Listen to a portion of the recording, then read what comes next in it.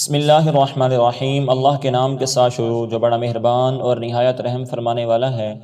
حضرت عائشہ صدیقہ رضی اللہ تعالیٰ عنہا بیان کرتی ہیں، میں نے عرض کیا، اے اللہ تعالیٰ کے رسول، مومنوں کے بچے ان کے بارے میں کیا حکم ہے؟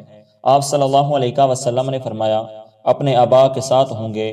میں نے عرض کیا، اے اللہ تعالیٰ کے رسول، عمل کے بغیر ہی؟ آپ صلی اللہ علیہ وسلم نے فرمایا، انہوں نے جو کرنا تھا اللہ تعالیٰ اس سے بخوبی واقف ہے۔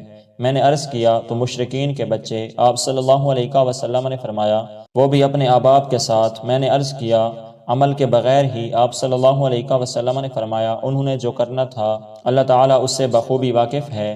حضرت عبداللہ بن مسعود رضی اللہ تعالیٰ عنہ بیان کرتے ہیں، رسول اللہ صلی اللہ علیہ وسلم نے فرمایا، زندہ درگور کرنے والی اور جس کی خاطر زندہ درگور کیا گیا جہنمی ہیں۔ حضرت ابو دردہ رضی اللہ تعالیٰ عنہ بیان کرتے ہیں، رسول اللہ صلی اللہ علیہ وسلم نے ارشاد فرمایا، بے شک اللہ عز و جل ہر بندے کی تخلیق سے متعلق اس کی 5 چیزوں، یعنی اس کی عمر، اس کے عمل، اس کے مرنے اور دفن ہونے کی جگہ، اس کے نقوش اور اس کے رزق سے فارغ ہو چکا